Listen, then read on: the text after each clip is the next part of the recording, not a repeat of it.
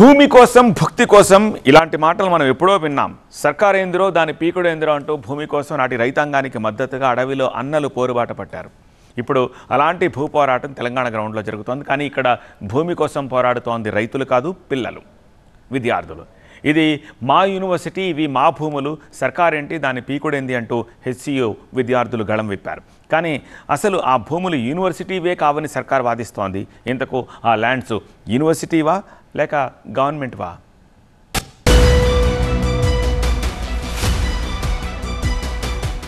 ఇక్కడ మీరు చూస్తున్న భూమే వివాదాస్పదంగా మారింది. రాత్రికి రాత్రి బుల్డోజర్లతో పచ్చని అడవిని మైదానంలా మార్చేందుకు అధికారులు ప్రయత్నిస్తుంటే వందలాది విద్యార్థులు అడ్డుపడింది ఇక్కడే. లాఠీ దెబ్బలు తిన్నది ఇక్కడే. అరెస్టై పోలీస్ స్టేషన్ కు తరలించింది ఇక్కడే.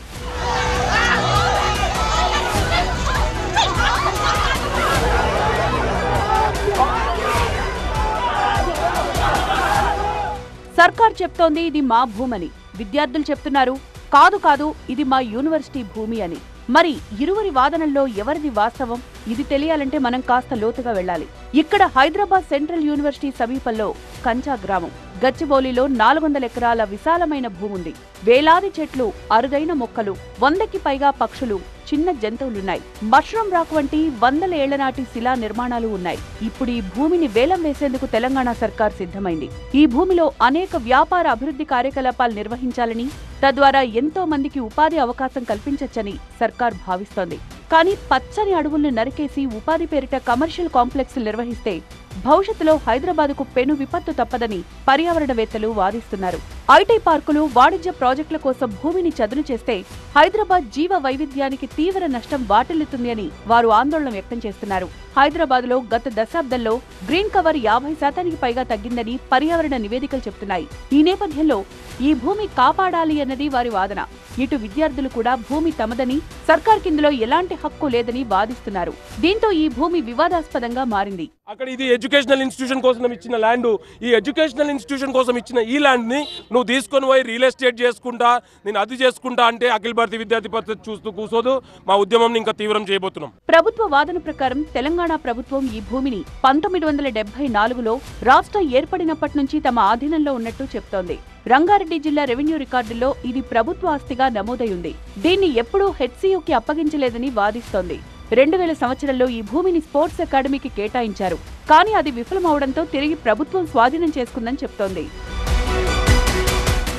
విద్యార్థుల వెర్షన్ చూస్తే 1974లో యూనివర్సిటీ ఏర్పాటు చేశారని, అప్పుడు ఈ భూమిని యూనివర్సిటీ కేటాయించారని చెప్తున్నారు. ఈ భూమిలో మష్రూమ్ రాక్ వంటి చారిత్రక శిలలు, స్కూల్ ఆఫ్ ఎకనామిక్స్ భవనం వంటి నిర్మాణాలు ఉన్నాయని, ఇవి యూనివర్సిటీ విద్యా పరిధిలో భాగమన్నది స్టూడెంట్స్ వాదన. ఇరువురి వాదనల్లో నిజముంది. అయితే రెవెన్యూ రికార్డుల ప్రకారం భూమి ప్రభుత్వానికి సంబంధించిందే. అయితే భూమి యూనివర్సిటీ సరిహద్దులో ఉండడం, దాని చారిత్రక ఉపయోగం యూనివర్సిటీ కార్యకలాపాలకు సంబంధించిందిగా ఉండడంతో పరిస్థితి గందరగోళంగా మారింది.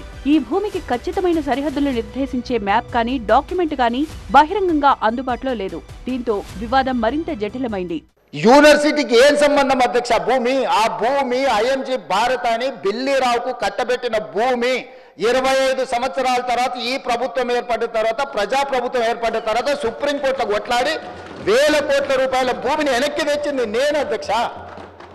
సుప్రీంకోర్టులో ఉద్దండులైన న్యాయవాదులను పెట్టి వాదింపజేపించి సుప్రీంకోర్టులో గెలిచి ఆ భూమిని వెనక్కి తీసుకొని ఈరోజు ఎవరికో అర్ధరాత్రి పూట కట్టబెట్టకుండా పరిశ్రమలు, ఐటీ పార్కులు చేయాలని, మల్టీ జోను మిక్స్డ్ యూజ్ కోసం చేయాలని చెప్పి ఒక మంచి ఉద్దేశంతోనే వస్తే దాన్ని కూడా అడ్డుకుంటారు. చట్టపరంగా చూస్తే భారతదేశంలో భూమి యాజమాన్య హక్కులు రెవెన్యూ రికార్డుల ఆధారంగా నిర్ధారిస్తారు. ఈ భూమి రాష్ట్ర ప్రభుత్వ రికార్డుల్లో ఉంది కాబట్టి చట్టపరంగా దీన్ని అమ్మే హక్కు ప్రభుత్వానికి ఉంది. Telangana industrial infrastructure corporation TGIIC ద్వారా ఈ భూమిని వేలం వేయడం చట్టబద్ధమైన ప్రక్రియలో భాగమని ప్రభుత్వం చెప్తోంది.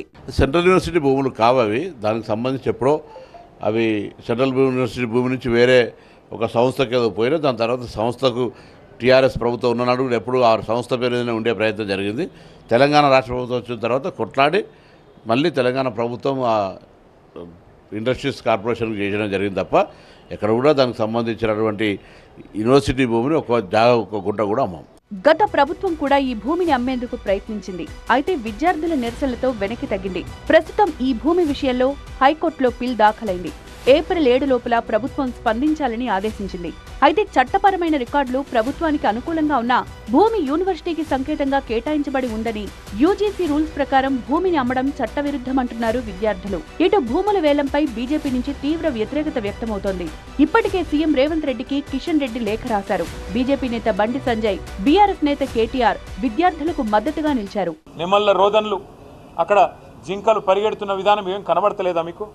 ధ్వంసం కాబోతున్న చెరువులు కనబడతలేవా? దెబ్బతినబోతున్న పర్యావరణం కనబడతలేదా? అక్కడ కొన్ని ఎగ్జాటిక్ స్పీషీస్ ఉన్నాయి, ఫ్లోరా ఫౌనా ఉంది అక్కడ పెద్ద ఎత్తున.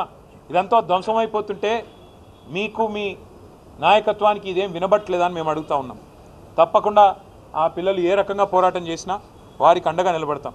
బీజేపీ ఈ విషయాన్ని అసెంబ్లీలో లేవనెత్తి ప్రభుత్వ వైఫల్యంగా అభివర్ణించింది. ఎస్సీ భూములు అమ్మకుంటే తెలంగాణ రాష్ట్రాన్ని పాలించే స్థితిలో కాంగ్రెస్ ప్రభుత్వం లేదు. ఈ నెల గడవాలంటే ఎస్సీ భూములు అమ్మాలి, 1000 కోట్లు సంపాదించాలి, 50,000 కోట్ల దాకా సంపాదించుకోవాలి. ఈ నెల 40 రోజులు తెలంగాణ రాష్ట్రాన్ని పాలించాలి. నెక్స్ట్ మళ్ళీ ఇంకో భూములు అమ్మాలి. అంటే రాబోయే తరాలకు ఒక గజం జాగ కూడా ఉంచే పరిస్థితిలో కాంగ్రెస్ పార్టీ ప్రభుత్వం లేదు. గజం జాగ ఉండదు రాబోయే తరాలకు, అన్నమేస్తారు. ఇక బీఆర్ఎస్ పార్టీ కంటే ఎక్కువ అరాచకం కాంగ్రెస్ పార్టీలో.